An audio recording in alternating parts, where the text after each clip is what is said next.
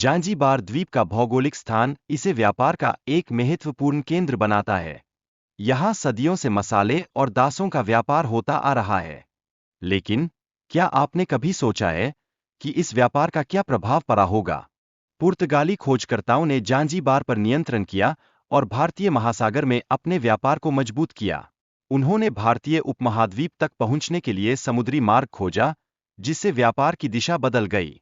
लेकिन क्या यह केवल व्यापार था या इसके पीछे कोई गहरी राजनीति थी? जांजीबार में अरब और फारसी व्यापारियों का एक विशाल नेटवर्क था। इसी मध्य पुर्तगालियों ने इस नेटवर्क को कमजोर करने का प्रयास किया, जिससे उनकी साम्राज्यवादी योजनाएं आकार ले सकी। पर क्या यह वास्तव में उनके लिए फायदेमंद साबित हुआ? सैयद ने जांजीबार में बड़े पैमाने पर लौंग की खेती शुरू की, जिससे यह विश्व का सबसे बड़ा लौंग उत्पादक बन गया। पर इस भव्यता के पीछे किसकी मेहनत छिपी थी? क्या इस व्यापार ने स्थानीय समुदायों की किस्मत बदलने में मदद की, या सिर्फ शोषण का एक और माध्यम बन गया?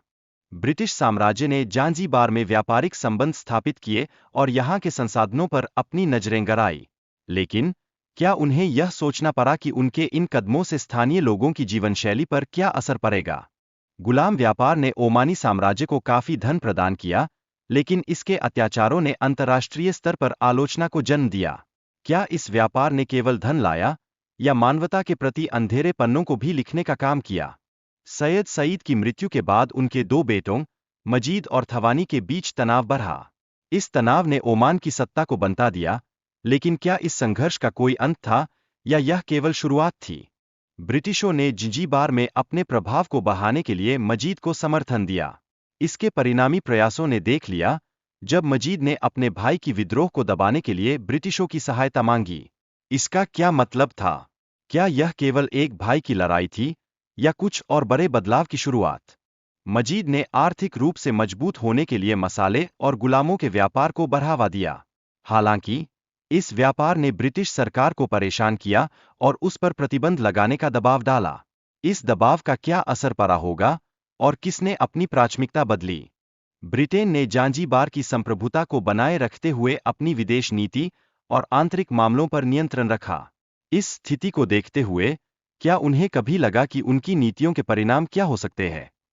खालिद बिन बरगा ने सुल्तान बनने के लिए अपने भाई को हटाने की योजना बनाई, जिससे स्थिति में तनाव उत्पन्न हुआ। इस तनाव के बीच क्या यह केवल एक सत्ता का संघर्ष था, या कुछ और बड़े बदलाव का संकेत? ब्रिटेन ने खालिद की बगावत पर काबू पाने के लिए अपनी नौसैनिक शक्ति का उपयोग करने का निर्णय लिया और सैन्य कार्रवाई की। यह निर्णय ने क्या मोड़ लिया? क्या यह केवल एक युद्ध था, या इससे जांजीबार के भविष्य पर गहरा प्रभाव पड़ा? एंग्लो जांजीबार युद्ध की शुरुआत के पीछे की कहानी महत्वपूर्ण है। यह युद्ध केवल 38 मिनट में समाप्त हुआ, जो इतिहास में सबसे छोटा युद्ध माना जाता है। यह ताज्जुब की बात है। इस लड़ाई के परिणाम क्या थे, और इसके बाद जांजीबार का भविष्य किस दिशा में बढ़ा? युद्ध के परिणामस्वरूप ब्रिटेन ने जांजीबार पर नियंत्रण प्राप्त किया।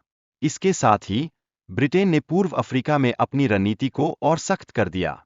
क्या यह केवल प्रारंभिक चरण था, या यह कुछ और बड़ा थी जो आगे बढ़ने वाला था? 1963 में जांजीबार को स्वतंत्रता मिली, लेकिन स्थानीय अफ्रीकी लोगों को उनके अधिकार नहीं मिले। इससे जांजीबार में स्वतंत्रता की नई लहर शुरू हुई। लेकिन इस लहर का अंत क्या होगा? क्या यह संघर्ष केवल इतिहास का एक भाग बनकर रह जाएगा?